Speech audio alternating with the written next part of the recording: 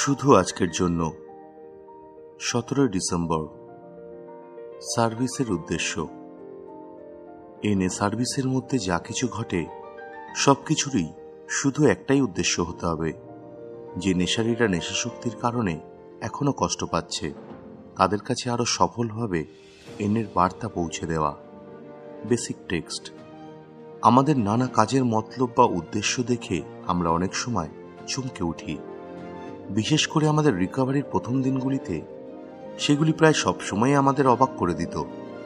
প্রার্থনা, ধ্যান, 12 পদক্ষেপ মেনে চলা এবং আমাদের স্পন্সর ও অন্যান্য নেশারীদের সাথে কথা বলে আমরা আমাদের মতলবগুলিকে যাচাই করতে শিখেছি। যখনই আমরা নিজেদের মধ্যে বিশেষ কিছু একটা করার বা কিছু নেওয়ার একটা তীব্র আকাঙ্ক্ষা দেখতে পাই, তখনই আমাদের উদ্দেশ্যগুলিকে পরীক্ষা করে দেখা এবং আমরা সত্যি কি চাইছি তা বুঝবার চেষ্টা করাটা খুবই জরুরি। রিকভারির শুরুর দিকে নিজের মতলবগুলিকে যাচাই করে দেখা শুরু করার আগেই আমরা তীব্র উৎসাহে সার্ভিসের কাজে নেমে পড়ি। আমাদের এই আগ্রহের আসল কারণটা বুঝতে কিন্তু বেশ সময় লেগে যেতে পারে। হয়তো আমরা অন্যদেরকে তাক লাগিয়ে দিতে চাই, বা নিজের বাহাদুরি দেখাতে চাই, অথবা সবার মাঝে পাত্তা পাওয়ার বা গুরুত্ব পাওয়ার ইচ্ছে আছে।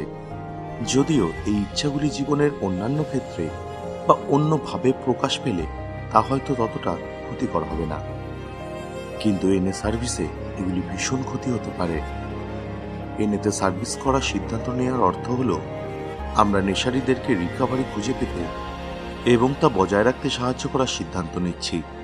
সার্ভিসের ক্ষেত্রে আমাদেরকে খুব সতর্ক হয়ে নিজেদের মতলবগুলিকে যাচাই করতে হবে। এটা খেয়াল রাখতে হবে, যারা নেশা করছে তাদেরকে এনেতে ধরে রাখা কঠিন, তাদেরকে ঘাবড়ে দেওয়াটা অনেক বেশি সহজ।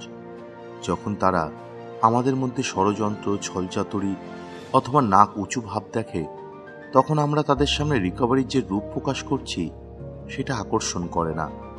অন্যদিকে নিঃস্বার্থভাবে অন্যদের সেবা করার ইচ্ছা দেখলে এমন পরিবেশ তৈরি হয় যা নেশার কষ্ট পাওয়া একজন নেশারীকে আকর্ষণ করবে। শুধু আজকের জন্য। সার্ভিসের প্রকৃত মর্ম বোঝার জন্য আমি আমার উদ্দেশ্যগুলিকে যাচাই করে দেখব।